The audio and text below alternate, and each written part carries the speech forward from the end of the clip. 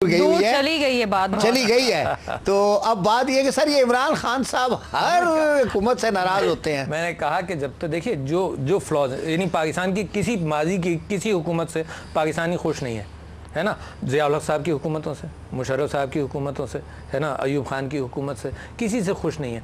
लिहाजा major change is need. मेरे ख्याल से यहाँ इत्तेफाक होगा सब लोगों को कि मेजर चेंज की ज़रूरत है।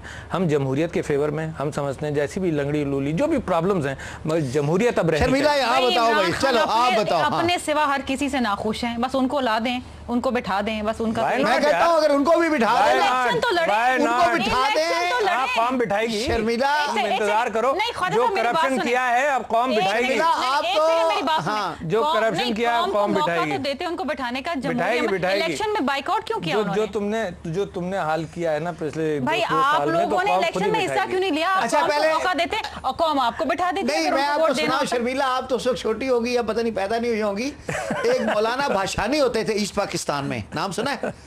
तो वो हर हुकूमत के खिलाफ होते थे शुरू से अपोजिशन में। तो उस जमाने में एक जोक था कि एक दिन आधी रात को मौलाना भाषानी ने नारे लगाने शुरू कर दिए, भाषानी मुर्दाबाद। तो लोगों ने पूछा क्या हुआ? तो उन्होंने कहा उन्होंने ख्वाब देखा है कि भाषानी की हुकूमत आ गई है। तो अपने ही खिलाफ नारे लगा रहे थे। अच्छा, आपको मालूम है इमरान खान को हुकूमत दे दें तो मुझे लगता है कि भाषानी वाला हाल ना हो जाए। हाँ, अच्छा, मौलाना भाषानी आपको याद है कि तोबा टेक सिंह से उन्होंने काम शुरू किया था। तोबा टेक सिंह वेस्ट पाकिस्तान से, है ना? नहीं, मैं तो वो जब आए थे 70 में गए थे उनका जुलूस लेने भी। कराची कैंट स्टेशन पे आए थे तो बड़े लोग गए थे उनको रिसीव करने। बल्कि उसने सबसे ज्यादा डिसर्विस पाकिस्तान को ये दी कि उसने बाइकआउट कर दिया इलेक्शन का, 70 के इलेक्शन का। अगर वो बाइकआउट नहीं करते तो मुजीब का मामला ज्यादा, हाँ, सीटें ले जाते और मुजीब सोलो नहीं रह जाते कि 171। असल में वो भी बंगाली नेशनैलिटी में, मतलब वहाँ पे वो नेशनैलिटी का सवाल हो गया था ना। मगर पक्का लेफ्टिस्ट था मौलाना भाई, बहुत पक्का सर, और अपना उसके उलिये से भी वही था। अब मेरा ख्याल ये कि लेफ्ट को बड़ा सेटबैक हुआ जब ये मशरक़ी पाकिस्तान में, तो लेफ्ट खत्म ही हो गया ना किसी हद तक। जब भाषानी मर गया तो फिर उसके साथ ही खत्म हो गया। अच्छा, तो अब बात यह है कि वो मैं तुम्हें बता रहा था मौलाना भाषानी का सिलसिला।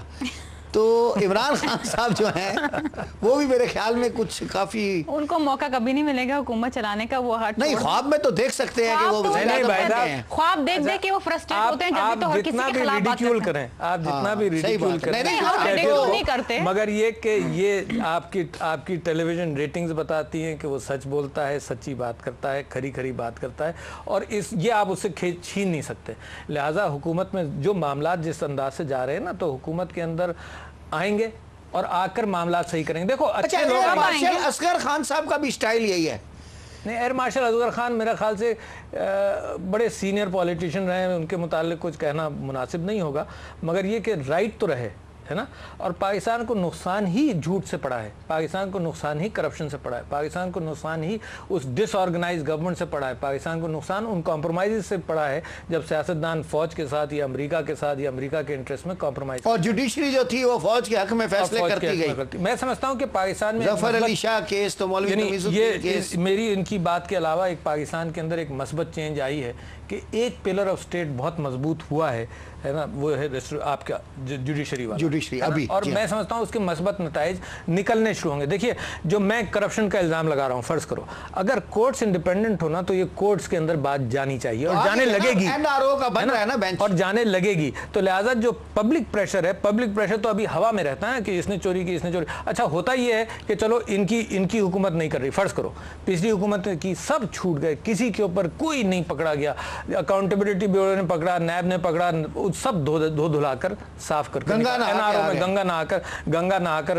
एनआरओ से निकल आते हैं। तो पाकिस्तान में करप्शन के ऊपर, जो कि सबसे बड़ा ईवल है, आज तक कोई मसला हल नहीं हुआ। मशरिकी पाकिस्तान और पाकिस्तान जो टूटा था उसकी वजह भी Khwaja Sahab was corruption done by अ सूबा और बाय अ पीपल, और वहाँ भी करप्ट रहे। मशरिकी पाकिस्तान अलग हो गया अपनी नेशनलिज्म में, वहाँ भी करप्ट रहे और यहाँ भी करप्ट रहे। यही हाल बलूचिस्तान का है इस वक्त, जब हम इधर उधर सारी बातें इन अफवाहों पर वक्त गुजरता है हमारा, इस बात पर गुजरता है कि मुशर्रफ साहब को ट्राई किया जाए नहीं किया जाए। मीनवाइल बलूचिस्तान में जो आग लग रही है उसको ठंडा करने के लिए एफर्ट्स जितनी तेजी से होने चाहिए नहीं हो रहे, क्योंकि हुकूमत डिस्ट्रैक्टेड है। डिस्ट्रैक्टेड कहाँ है कि स्वात का ऑपरेशन है, टेररिस्ट ऑपरेशन है, ये फिर ये जरूरी मुशर्रफ है का ना। क्राइसिस है, फिर ये मुशर्रफ का क्राइसिस है, फिर रेस्टोरेशन ऑफ जुडिशरी में 2 साल गुजार दिए, है ना। और तो ये चीनी मामला 50 रुपए किलो बेचनी है, 50 रुपए किलो, और जो नीचे हो रहा है ना, आवाम को क्या फायदा हुआ भाई साहब ऊपर आवाम को फायदा होने तो दें। देखिए जब तक आप फंसे रहेंगे आर्टिकल 6 में, माजी की तलखियों में कि इस पे ट्रायल करें, उस पे ट्रायल करें, 17वीं तरमीम, मौका तो दें पीपल्स पार्टी को। देखिए मैं यही आपसे बात करती हूँ कि जिस चीज के लिए आवाम ने आपको वोट देके यहाँ बिठाया है उस पे आप काम तो करने दें। आप हुकूमत को इन्हीं चीजों में फंसाए रखते हैं। मिलिट्री ऑपरेशन स्वात में हुआ तो इनके जो लीडर हैं उन्होंने भरपूर उसकी मुखालफत की कि जी क्यों हुआ। इस तरह से नहीं होना चाहिए था। 35 लाख लोग, तुम एक दिन बेघर हो जाओ तो पता चले मैं हो जाऊं या आप हो जाए, 35 लाख लोगों को बेघर करना। दिस ऑपरेशन का तरीकेकार गलत था। अच्छा फिर क्या करते हैं? चलो शुक्र अल्लाह का वहां के लोग आबाद हो गए और सूफी अहमद भी पकड़ा गया। आपको बताओ एक बड़ी इंटरेस्टिंग बात, टीवी में आज तक नहीं थी, बड़ी इंटरेस्टिंग बात कि एक भी आदमी हमारा कोलैटरल डैमेज में नहीं मरा। हमारी एयरफोर्स ने बमबारी की, फौज ने सब कुछ किया, मगर कोलैटरल डैमेज हमारे यहाँ नहीं हुआ। इसका मतलब कि ये तो मीडिया भी छुपा रही है और फिर ये अफवाहें चलती हैं। ख्वाजा साहब आप समझ रहे हैं मेरी बात? अगर इनोसेंट इत्तेफाक से भी मर जाए तो कम से कम खबर तो आनी चाहिए। अगर इनकी इतनी एक्सपर्टीज हो गई है तो फिर ये एक्सपर्टीज जी अल्हम्दुलिल्लाह हमारी आर्मी बहुत केपेबल है। हमारी कर्नल शहीद हुए हैं, मेजर वो हमारे फौजी जवान। नवीद साहब आप इसको आइसोलेट मत कीजिए।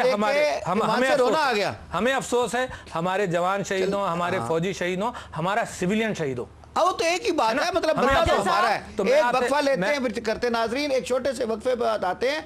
हमें तो ये जवानों के शहीद होने पे, चाहे वो सिविलियन हो, चाहे हमारे कर्नल और फौजी मेजर हो या नौजवान हो, सच्ची बात है कि उनकी ये टीवी पे देख कर मैंने वो देखे जब जनाजे तो रोना आ गया। तो वक्फे के बाद आते हैं, इस पे बात करते हैं।